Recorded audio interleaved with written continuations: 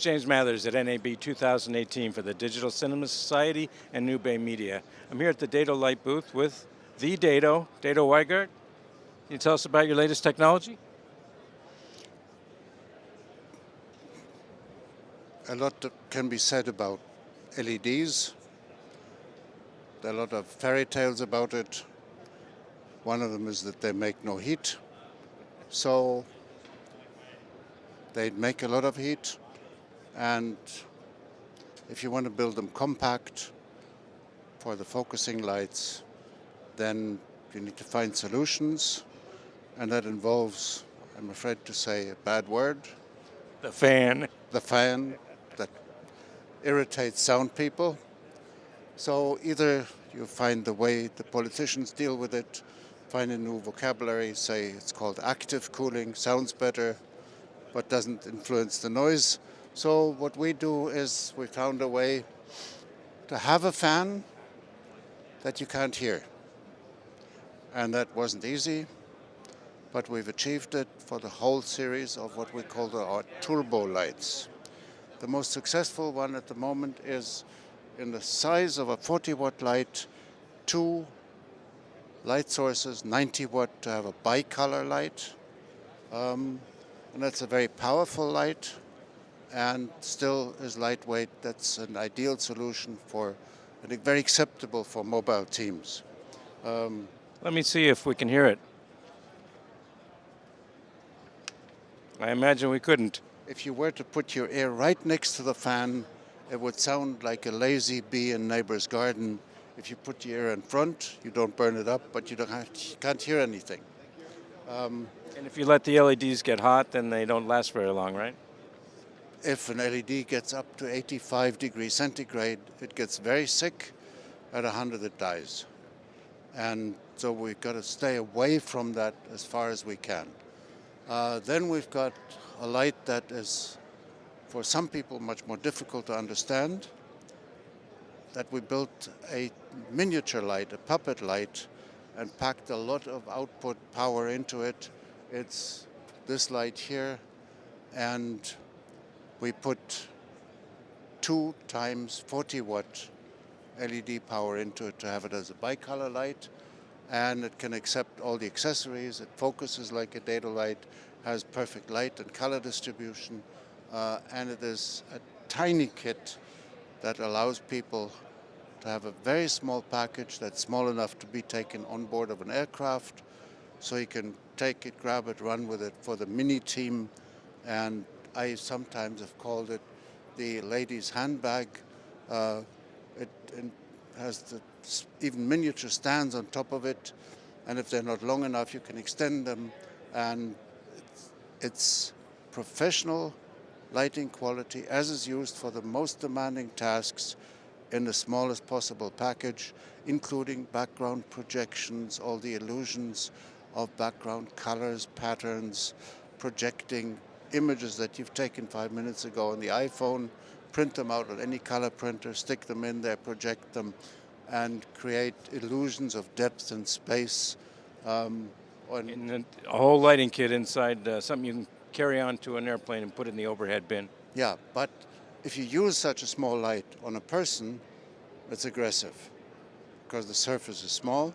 So we can add a wonderful, pretty large size, gentle softbox, make it very human-friendly light. And in the same kit, there are 2 of those softboxes included. So the same light that makes a projection beam also is over here with the softbox. Yeah. And of course, bicolor is really desirable for all the mobile work.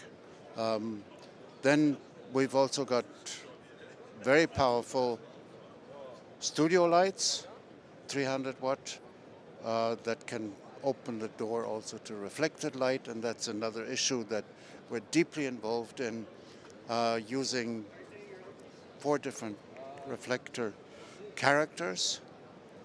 And it's a little bit difficult to understand that when you use something that works like a mirror, but it isn't a mirror, you create a virtual light source. And that means the actual light source where the light effectively comes from is way behind the fixture.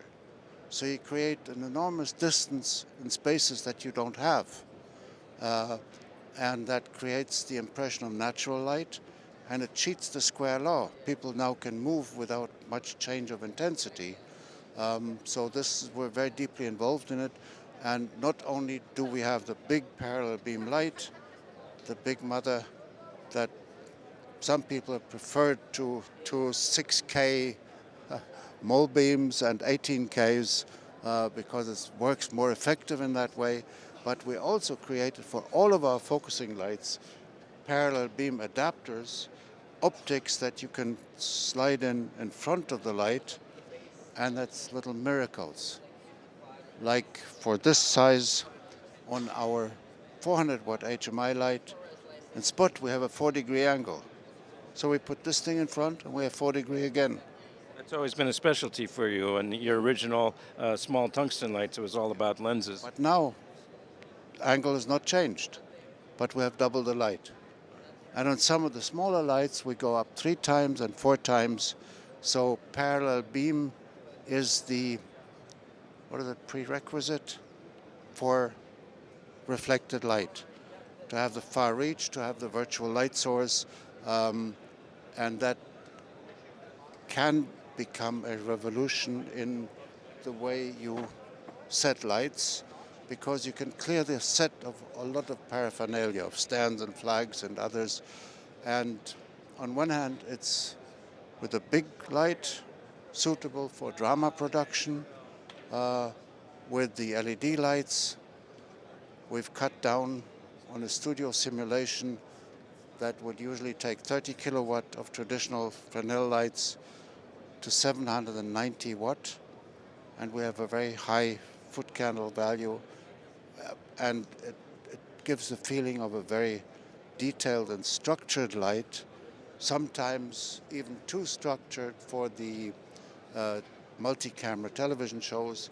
So we add our LED soft lights to it to make it gentler at will, adding that in levels that you can decide. And since they're bicolor, you can make it warmer, friendlier, cooler at will. And so the mixture of the focusing lights, the parallel beam adapters, and the LED soft lights makes it quite interesting. Mixing all the technologies.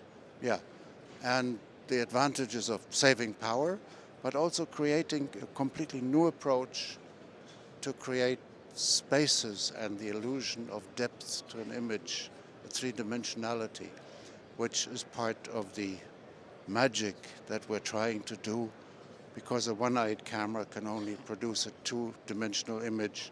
So we've got to create the illusion of a three-dimensional world. Beyond that, we have some new panel lights. Among those, one that I'm doing together with David Pringle, Luminous Aura, and that runs normally at 500 watt, but can run just as well boosted to 1,000 watt. And you can couple 2 of those lights, and then you have 2,000 watt, often even too much light. So I'm suggesting that we also build a huge softbox for it, to have a large area for really gentle soft light. And okay, then we've also introduced our first multicolor light. What's lighting us now? That is something that multicolor lights you can find everywhere. Now, usually they're RGBW, red, green, blue, and white. For effects and show, fine, beautiful, versatile, all the colors you want. Me too. But not really perfect for skin tones. So this is one step further. It's RGBWW. Oh, an extra white? Cold white, warm white. And when you mix all those, you can fill up the spectrum and also have the same multicolor light suitable for skin tone rendition.